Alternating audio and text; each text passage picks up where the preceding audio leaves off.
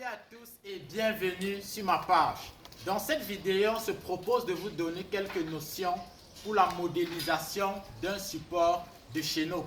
Vous êtes nombreux à observer des chaîneaux, mais vous vous demandez comment est-ce que les techniciens travaillent pour en arriver là.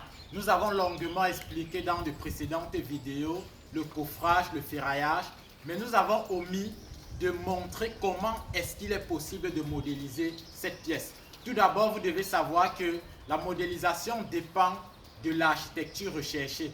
Là, nous avons une pièce qui fait 28 cm de large pour 60 cm de hauteur.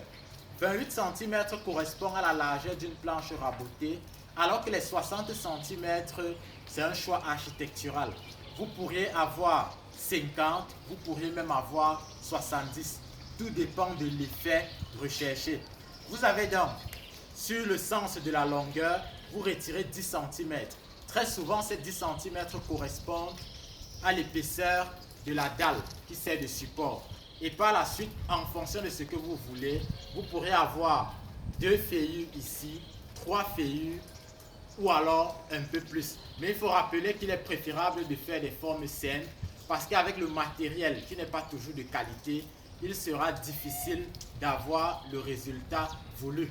Nous avons donc opté pour cette forme simple et comme je vous l'ai fait savoir, l'élément est donc produit sur une planche. La planche, elle fait 5 mètres de longueur.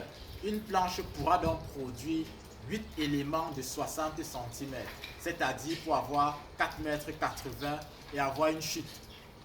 Un élément est produit à 500 francs.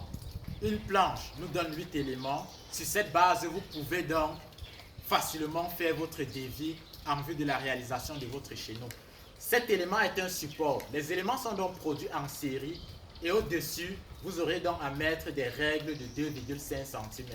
Au-dessus de ces règles, vous aurez le choix entre le contreplaqué et la tôle lisse.